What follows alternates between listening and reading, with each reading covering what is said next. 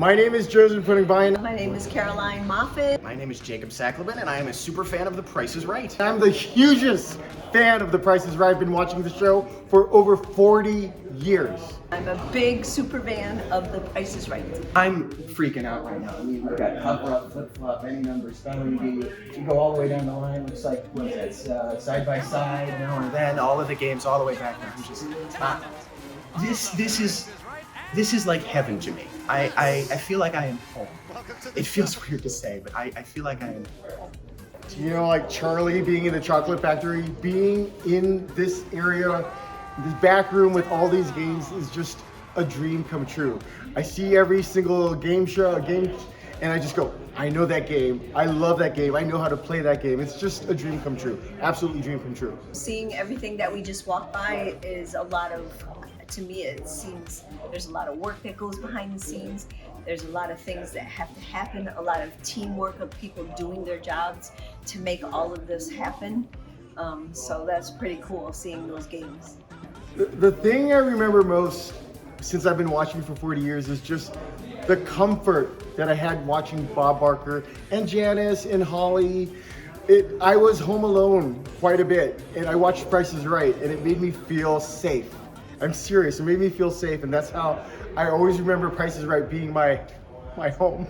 I was actually on the show, 1995, I think, and so having him there and then shaking his hand was just absolutely amazing. I have it on the back of my shirt.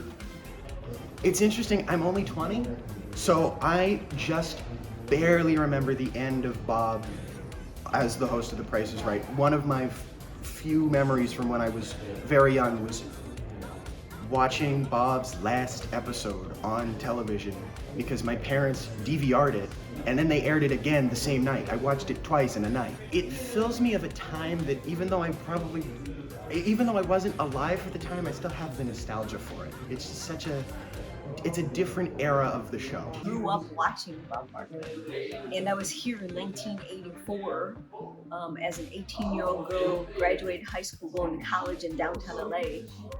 So I got to stand in line and come in, but I didn't get called down. He always smiled and made everybody laugh, just like Drew Carey. It was a wonderful experience, and I kind of feel like I was in a dream. Like, this is a dream. Did this really just happen? Because this just happened the way I prayed for it. And it happened exactly how I prayed for it. So I said, thank you, Jesus. What you're gonna see from this episode are super fans who know how to win. That's what you're gonna see.